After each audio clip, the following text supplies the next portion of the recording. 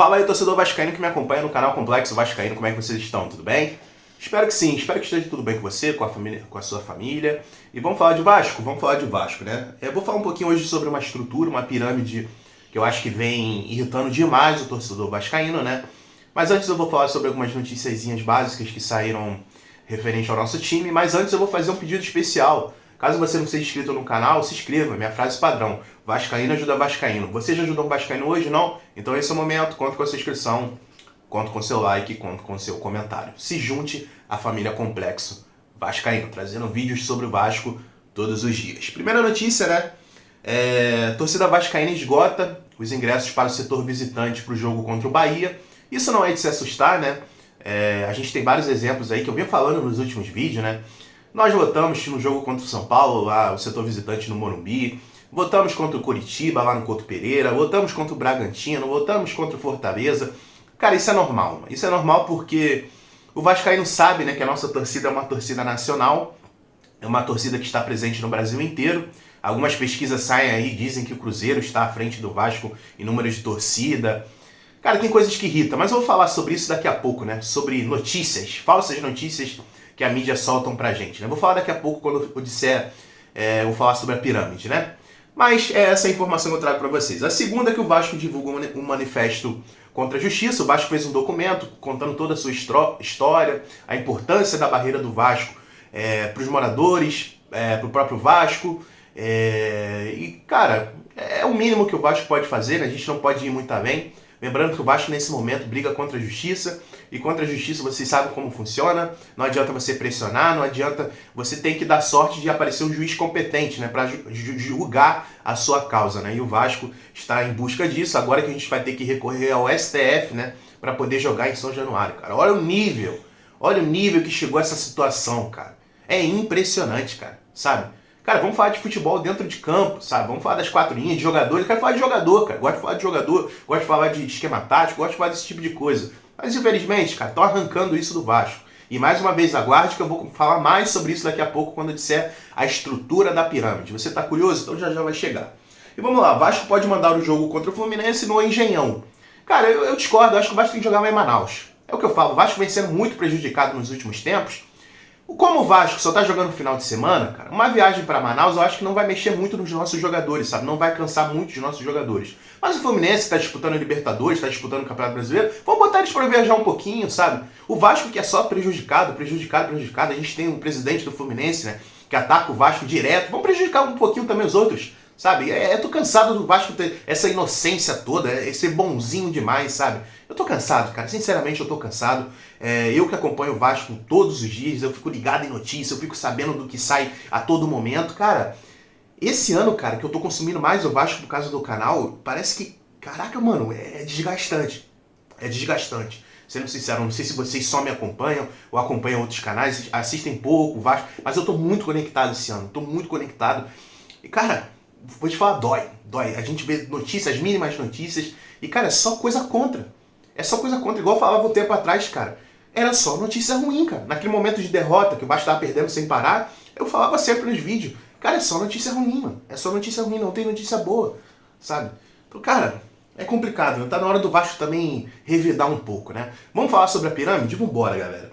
Cara, eu vejo um raciocínio, eu tenho essas ideias malucas na minha cabeça, do torcedor vascaíno, que eu acredito nesse futebol. No futebol que você só vê as quatro linhas, você só vê os jogadores, você só vê os esquemas táticos, mas no Vasco não funciona assim, cara. O vascaíno, cara, na grande maioria, ele conhece tudo. Ele sabe o nome do presidente associativo, ele sabe o nome do presidente, o CEO da 777, ele sabe o nome do dono do CEO, da 777. Você está entendendo? O vascaíno, ele sabe o nome, ele sabe a estrutura que existe ao redor do Vasco, cara. Eu acho que isso não é tão positivo, sabe? Eu falo mais uma vez, eu acho que a gente tem que esquentar a cabeça com as quatro linhas dentro de campo, né? Mas a estrutura do Vasco, cara, a pirâmide hoje que estressa o torcedor vascaíno, eu acho que ela tá distribuída em camadas, né? Eu vou falar um pouco dessas camadas e vou começar pela primeira, né? Erros de arbitragem, cara, que eu venho falando muito nos últimos tempos, né? O Vasco aí que vem sendo prejudicado contra o Santos, que teve aquele pênalti do Pedro Raul. Eu fiz um vídeo exclusivo para isso, mas só relembrando para vocês a estrutura dessa pirâmide, né? Contra o Atlético Mineiro, que teve um pênalti em cima do Gabriel Peck, o jogador claramente puxou o Gabriel Peck, o VAR nem chamou, cara. O VAR nem chamou. A gente tem também contra o Bragantino, que teve um pênalti em cima do Orediano. O que aconteceu? O árbitro do jogo, o Daronco, ele riu daquela situação. Ele riu de deboche daquela situação, cara. Então é isso que o torcedor vascaíno vai aguentando. Vai aguentando, vai aguentando. Sabe, tira o prazer de você acompanhar o futebol, cara. O prazer de você acompanhar, sabe, a estrutura do futebol tá acabando pro torcedor vascaíno, cara. Tá acabando, cara. Porque a gente não vê nada legítimo, a gente não vê um futebol legítimo, um futebol justo, um futebol honesto. Isso tá acabando, cara. Isso mata, cara. Mata, mata, mata. O prazer de você acompanhar de perto. A gente tem também contra o Palmeiras, né? Esse último lance aí que todo mundo falou, todos os comentaristas de arbitragem falaram que não era para ter anulado o gol, e depois no outro dia a CBF veio me falar que não, o gol foi legal, anulado. E cara, vou te falar, é uma estrutura, que é o que eu tô falando, passando para vocês, cara, que é uma estrutura que vai irritando a gente, cara, de uma tal maneira. E vamos lá, a gente relembra um pouco, cara, vem na minha cabeça, no Campeonato Brasileiro de 2020, o Vasco foi o time que o VAR mais tomou decisão contrária. Foram 17 vezes no Campeonato 2020 que a gente foi rebaixado. O VAR teve decisões contrárias contra o Vasco 17 vezes, cara. 17 vezes. E em segundo lugar a gente tem o Botafogo, que também caiu para a segunda divisão, que foi com 13. Tomou decisão contrária 13 vezes. Em primeiro lugar o Vasco com 17, em segundo o Botafogo com 13. Vocês estão vendo o sistema que existe contra a gente, cara? Aí o que eu falo pra vocês, cara, que eu fico indignado. A pessoa que quer assistir o campeonato como lazer, sabe? Acaba o lazer, cara. Porque ele acaba sentindo raiva. E tipo, fora das quatro linhas. Acho que você ter raiva no futebol pelo time que você torce é normal. Você ter raiva de um jogador, pô, esse cara não tá jogando nada. Ah, o Jair não tá jogando nada, o Galarza não tá jogando nada. É uma coisa, faz parte do amor do futebol. Agora, você ficar irritado contra um sistema que você... o teu clube não tem poder nenhum de mudar, cara. Isso traz doença, cara. Sabe? Então eu relembro pra vocês todas as vezes que o Vasco foi prejudicado nesse Campeonato Brasileiro atual. A gente relembra o Campeonato Brasileiro de 2020, que eu tô falando pra vocês, que o VAR trabalhou em cima do Vasco, sabe? Parece que a gente lembra também, agora que eu tô me lembrando, aquele impedimento do jogo contra o Internacional, que não aconteceu, sabe? Então, cara, que em maio de 2020. Então é uma estrutura, é um sistema. E continuando na pirâmide, né?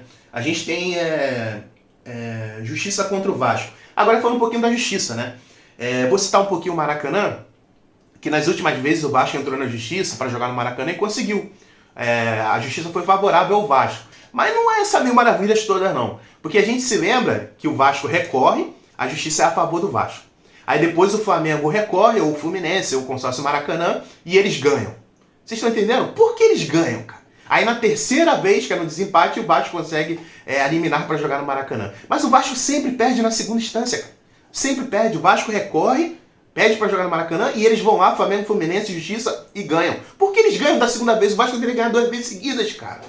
A gente tá falando do Maracanã, que é um estádio público, é um estádio de todo mundo, cara. E mais uma vez a gente luta contra a Justiça. E agora a gente volta pelo que a gente anda falando nas últimas horas, nos últimos dias, né? Que é o bloqueio de São Januário pela Justiça. Tá todo mundo revoltado, mas isso é normal, cara. É o que eu tô falando com vocês. A gente pega outros exemplos como esse do Maracanã, apesar do Vasco conseguir, mas é um sufoco, cara. É um sufoco, porque o segundo juiz, quando o Flamengo, o Fluminense recorre, ele sempre vence. Então vocês estão entendendo que existe uma estrutura, cara, que eu tô ficando maluco, cara. Sinceramente, eu tô ficando maluco, cara.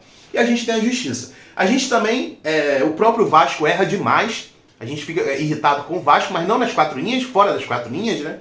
A gente tem o saudoso Paulo Brax, que demorou demais para demitir o Barbieri. A gente tem o Paulo Brax, que contratou muito mal ali no final da primeira janela. A gente lembra que o Vasco contratou Carabarral. Pelo amor de Deus, o Vasco contratou o Juan Cruz. O Vasco trouxe Paulo Henrique do Galo também, que não ajudou de nada a gente, entre outros jogadores, sabe? Então essa estrutura que irrita o torcedor vascaíno, essa pirâmide que irrita o torcedor vascaíno, ela é embasada em cima de muita coisa, cara. É muita coisa. E eu tô tentando destrinchar pra vocês, sabe? Isso, cara, isso irrita demais. E a gente também tem as notícias falsas, né? A gente tem as notícias falsas, né? Que agora eu volto lá pro começo do vídeo. Notícias como pesquisa, que sai que o torcedor cruzeirense é maior do que o torcedor do Vasco, tem mais pessoas que torcem pro Cruzeiro. Cara, é inadmissível isso, cara. A gente vê na prática, eu repito, o Vasco lota, o torcedor vascaíno lota estádios pelo Brasil inteiro, cara. Setor visitante esgotados no Brasil inteiro. E como que o cruzeirense é maior que o vascaíno no número de torcedores, cara? Nunca, jamais. Sabe? Então, falsas notícias. E eu entro também dentro do próprio YouTube vascaíno, cara. A gente vê vários canais aí, cara, que soltam mentiras em cima de mentiras pra ganhar visualização, cara.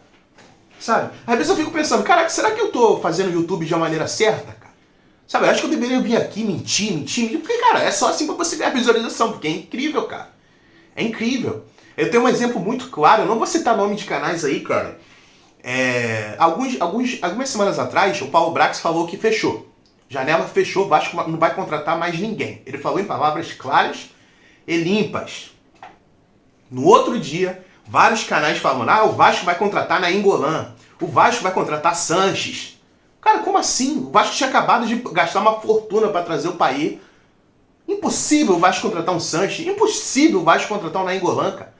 Mas não, vários canais, sabe, vão criando ali falsas notícias, que o torcedor acaba acreditando. Muitas pessoas leigas acabam acreditando nessa situação. E eu, que acompanho tudo ali de Vasco todos os dias, vejo notícias, eu fico olhando isso aqui como, cara, o que tá acontecendo, cara? O que tá acontecendo, sabe? Então você que vê uma estrutura, é uma estrutura que hoje, cara, eu falo, você é muito apaixonado pelo Vasco, assiste só o futebol, cara. Se desapega das outras notícias, sabe? Porque, cara, não vale a pena, mano. Não vale a pena, só te estressa e não leva você a lugar nenhum. Porque, na verdade, no fundo, a gente não consegue mudar nada. Eu não consigo mudar nada no Vasco, eu não consigo mudar o time do Vasco, eu não consigo mudar ao redor do Vasco, eu não consigo mudar as coisas além do Vasco, que é a justiça, é onde o Vasco vai jogar, eu não consigo mudar nada. Nada. Por isso que eu falo, cara, hoje, no meu ponto de vista, o correto é você tratar o futebol como um hobby. Apenas. Porque se você se ligar com essas coisas, cara, é de você ficar louco. A estrutura, ela é pra acabar contigo, cara. Então é essa pirâmide que eu trago pra vocês, que existe ali coisas, hoje, em cima do Vasco, cara, que você fica tipo, caraca, mano, o que é isso aqui, cara? E o que mais revolta é que você olha pra alguns times aqui do lado, não precisa ir muito longe não, e não acontece a metade do que acontece com o nosso Vasco. Então, rapaziada, é isso. Mais uma vez eu peço, caso você não seja inscrito no canal, se inscreva. Minha frase padrão vascaíno ajuda vascaíno. E os vídeos agora é tudo assim. É tudo assim. Tranquilo? Então é isso, rapaziada. Tamo junto. É nóis.